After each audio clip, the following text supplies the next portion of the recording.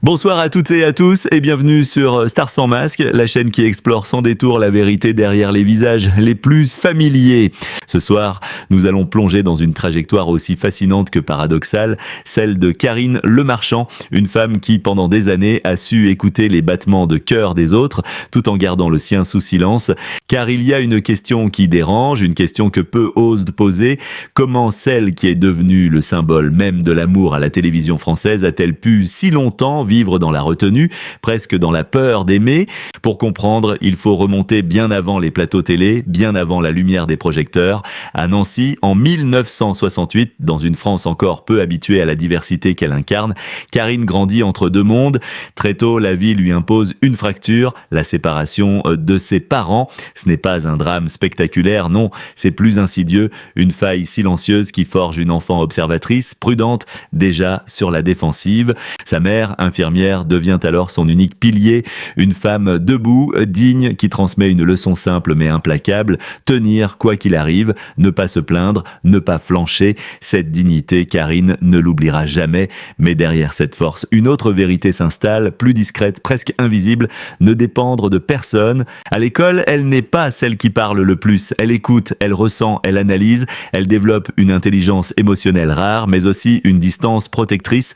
Très vite, elle comprend que se livrer, c'est s'exposer. Et s'exposer, c'est risquer d'être blessé. Alors, elle choisit le contrôle de ses émotions, de son image, de ce qu'elle montre au monde. À 17 ans, elle quitte Nancy. Ce départ n'est pas seulement un choix professionnel, c'est un acte presque existentiel. Partir, c'est refuser un destin déjà tracé. Mais Paris ne lui fait aucun cadeau. La capitale n'est pas une promesse, c'est une épreuve. Les petits boulots s'enchaînent, les castings aussi, et surtout les refus. Dans ce milieu où l'apparence dicte souvent les règles, Karine découvre une réalité brutale. Le talent ne suffit pas, il faut entrer dans des cases, se conformer, se lisser, mais elle résiste, elle encaisse, elle doute et surtout, elle continue. Puis, presque par hasard, la radio lui ouvre une porte et là, quelque chose bascule. Sa voix douce, posée, profondément humaine, touche immédiatement. Elle ne surjoue pas, elle ne séduit pas, elle est, et cela suffit. Le public adhère, cette voix devient sa signature, mais aussi, d'une certaine manière, son refuge. Car écouter les autres, les comprendre, les accompagner, c'est aussi une façon d'éviter de se confronter à soi-même. Lorsque la télévision arrive dans les années 1990, Karine s'impose peu à peu dans un univers encore largement dominé par les hommes. Elle travaille sans relâche, avec une rigueur presque obsessionnelle. Rien n'est laissé au hasard, mais derrière cette maîtrise, une peur persiste, être réduite à une image, être aimée pour ce qu'elle représente et non pour ce qu'elle est. Alors, elle construit une frontière invisible mais infranchissable. D'un côté, la femme publique, accessible, chaleureuse, rassurante. De l'autre, la femme intime, discrète, protégée, presque inaccessible. Ce paradoxe devient sa marque. Et puis, en 2010, tout bascule lorsqu'elle prend les rênes de l'amour et dans le pré. Ce qui n'était qu'une émission parmi d'autres devient un phénomène, mais surtout, Karine en devient l'âme. Face aux agriculteurs, elle ne joue pas un rôle, elle écoute, elle laisse les silences exister, elle accompagne sans juger. Là où d'autres chercheraient le spectacle, elle cherche l'humain et le public le ressent immédiatement. Chaque saison, des millions de téléspectateurs reviennent, non pas seulement pour les histoires d'amour, mais pour elle, pour cette présence rare, presque apaisante, pour cette capacité à rendre l'intime universel. Mais derrière ce succès, une autre réalité se dessine. À force de recueillir les confidences des autres, de porter leurs espoirs, leurs peurs, leurs blessures, Karine absorbe un poids invisible. Elle devient le miroir des émotions des autres, sans jamais vraiment refléter les siennes. Et c'est là que le paradoxe atteint son apogée. Car pendant qu'elle aide les autres à aimer, elle-même reste à distance, comme si aimer pleinement signifiait perdre le contrôle, comme si lâcher prise était encore, quelque part, associé à un danger ancien. Alors, quand un jour, contre toute attente, elle prononce cette phrase simple « Oui, je vais me marier », ce n'est pas une simple annonce, c'est un séisme. Un bouleversement silencieux mais profond, comme si enfin, après des décennies de retenue, de pudeur, parfois même de fuite, elle acceptait d'écouter son propre cœur. Pourquoi maintenant? Pourquoi après tant d'années à guider les autres? Peut-être parce que certaines batailles ne se gagnent pas en résistant, mais en lâchant prise. Peut-être aussi parce que derrière chaque femme forte, il y a une histoire faite de blessures invisibles, de choix difficiles, de silences prolongés, mais aussi parfois d'un courage tardif, celui d'aimer. Enfin, Karine Le Marchand n'est pas seulement une animatrice, elle est le reflet d'une génération de femmes qui ont appris à tenir seules, à réussir seules, parfois au prix de leur propre vulnérabilité. Et si son histoire nous touche autant, c'est peut-être parce qu'elle nous renvoie à une vérité universelle. Comprendre l'amour ne signifie pas toujours savoir le vivre. Dans l'imaginaire collectif, Karine Le Marchand incarne cette présence rassurante qui accompagne les histoires d'amour des autres. À l'écran, elle écoute, elle apaise, elle crée un espace où les émotions peuvent enfin se dire sans crainte. Mais derrière cette maîtrise apparente, une autre réalité s'est longtemps jouée, plus silencieuse, plus exigeante, celle d'une femme confrontée à ses propres limites. Car recevoir jour après jour les confidences intimes d'inconnus n'est jamais anodin. Ce rôle d'intermédiaire émotionnel, aussi noble soit-il, finit par peser. Il ne s'agit pas d'un épuisement spectaculaire, mais d'une fatigue plus insidieuse, presque invisible, une saturation intérieure qui ne trouve pas toujours de mots. Lorsque les plateaux se vident, lorsque les projecteurs s'éteignent, il reste ce moment suspendu où tout retombe. Et dans ce contraste brutal entre l'intensité humaine et le silence retrouvé, une question s'installe, persistante. Que reste-t-il pour soi lorsque l'on a tant donné aux autres? C'est là que se dessine le véritable défi de Karine Le Marchand.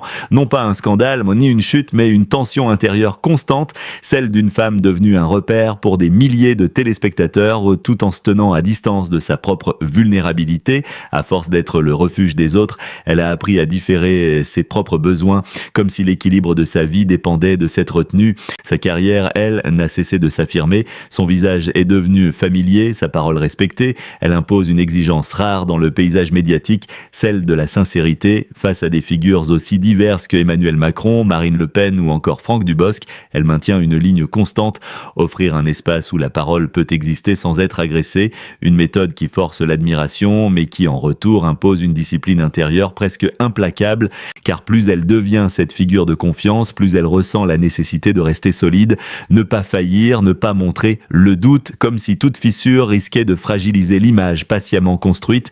Derrière cette rigueur se cache une inquiétude plus profonde, celle de perdre ce qui a été acquis au prix de tant d'années. Sur le plan intime, le chemin est tout aussi complexe. La maternité, avec la naissance de sa fille Alia, agit comme un ancrage décisif.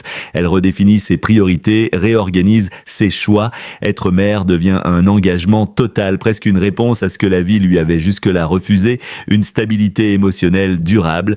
Dans ce rôle, Karine ne transige pas, elle protège, elle construit, elle offre ce qu'elle-même a parfois dû chercher.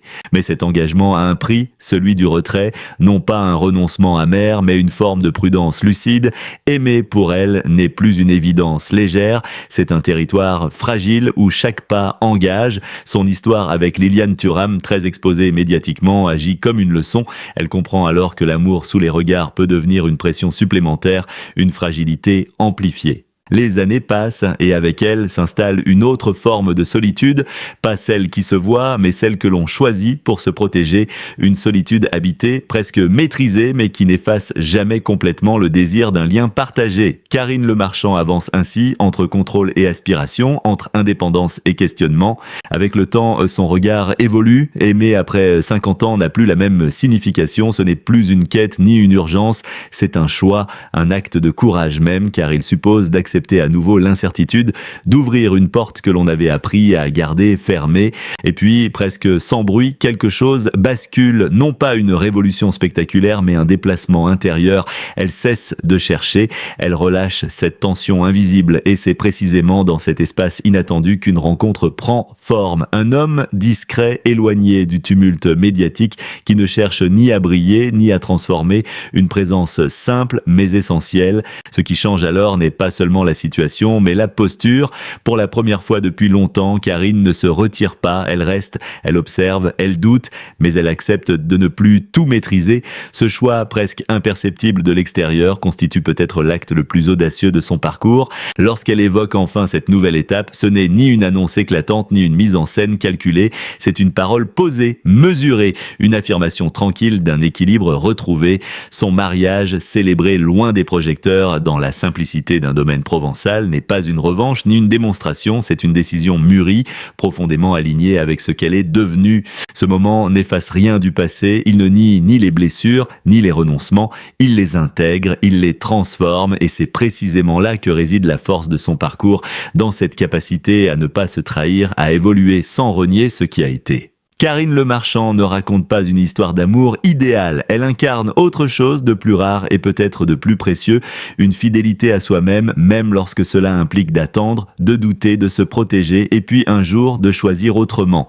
Au fond, son chemin nous rappelle une vérité souvent oubliée, la maturité n'efface pas le désir d'aimer, elle le redéfinit, elle le rend plus exigeant mais aussi plus libre et si son histoire touche autant, ce n'est pas parce qu'elle est exceptionnelle mais parce qu'elle révèle une possibilité, celle qu'à tout moment de la vie, malgré les cicatrices, malgré les peurs, il reste un espace pour accueillir quelque chose de nouveau. Sans éclat inutile, sans promesses irréalistes, simplement avec lucidité. Et c'est peut-être là, dans cette forme de courage discret, que réside la véritable grandeur de Karine Le Marchand. Merci d'avoir suivi cet épisode de Stars sans masque. Si cette histoire vous a touché, n'oubliez pas de liker, partager et vous abonner pour ne rien manquer des prochaines révélations.